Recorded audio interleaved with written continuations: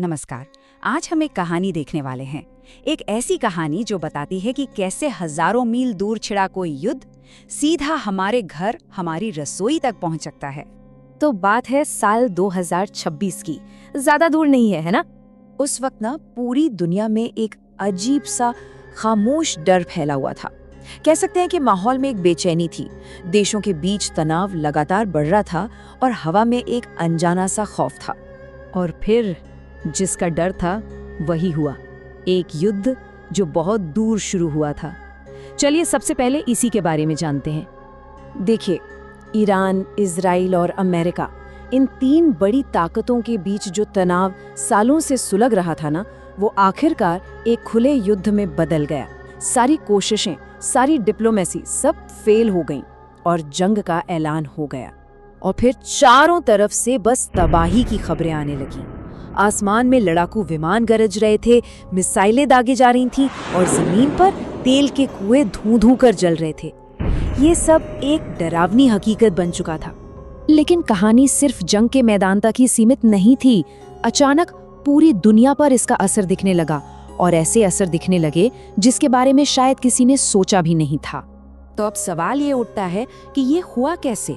कैसे एक लड़ाई ने पूरी दुनिया की इकोनॉमी की सबसे जरूरी नस, सप्लाई लाइन, उसे ही तोड़ दिया? हाँ, तो ये है स्ट्रेट ऑफ हॉर्मुज। अब ये कोई मामूली समुद्री रास्ता नहीं है। इसे दुनिया की एनर्जी सप्लाई की मेन आर्टरी यानी धमनी समझ सकते हैं। क्यों? क्योंकि दुनिया की ज्यादातर तेल की सप्लाई यहीं से होती है। मतलब अगर ये रास्ता बंद हो जाए तो पूरी दुनिया की अर्थव्यवस्था का दम घुट सकता है। और जंग में ठीक यही हुआ। लड़ने वाले देशों ने इस रास्ते को ही ब्लॉक कर दिया और बस तेल के जहाजों का आना जाना बंद, और एक ही झटके में पूरी दुनिया की सप्लाई लाइन टूट गई। तो ये तो हुई बड़ी तस्वीर। लेकिन अब जरा देखते हैं कि इस ग्लोबल इवेंट का असर एक आम इंसान की जिंदगी पर क्या पड़ा। चलिए अब हम चलते हैं हजारों मील दूर, भारत के एक छोटे से शहर में। यहाँ एक नौजवान है, राहुल। वो अपनी रसोई में चूल्हा जलाने की कोशिश कर रहा है, लेकिन चूल्हा जल ही नहीं रहा। एक आम सी सुबह थी, पर जब उसने नॉब घुमाया तो कुछ नहीं हुआ, एक चिंगारी तक नहीं निकली। तभी उसकी माँ की आवाज आती है और उस आवाज में एक अजीब सी चिंता है। वो कहती है, बेटा, एलपीजी खत्म हो गई है और अब मिल भी नहीं रही। ये सिर्फ एक सिलेंडर खत्म होने की बात नहीं थी, बल्कि ये एक बहुत बड़े संकट की शुरुआत थी। और फिर तो जैसे एक के बाद एक चीजें बंद होने लगी। पहले कॉलेज की कैंटीन बंद हुई, फिर शहर के छोटे मोटे होटल, और देखते ही देखते गैस एजेंसियां खाली हो गईं। मतलब ये संकट अब हर घर की दहलीज पर दस्तक दे रहा था। और उस रात राहुल के घर खाना नहीं बना, चूल्हा ठंडा पड़ा रहा। पूरा परिवार सिर्फ बिस्किट खाकर सो गया। सोचिए, एक गरम खाना जो पूरे परिवार को एक साथ जोड़ता है, वो उस रात नहीं था। ये सिर्फ पेट की भूख नहीं थी, ये एक इमोशनल खालीपन था।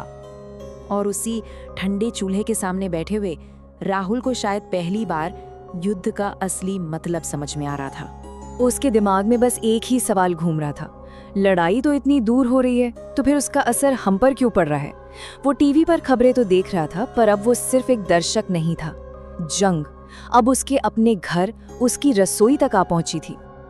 और बस उसी पल अपनी माँ के चेहरे पर चिंता देखकर उसे एक ऐसी सच्चाई का एहसास हुआ जो किसी भी न्यूज़ हेडलाइन से कहीं ज्यादा बड़ी थी।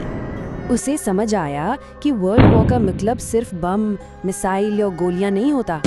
वर्ल्ड वॉर का असली मतलब तो तब समझ आता है जब अपने ही घर का चूल्हा ठंडा पड़ जाए।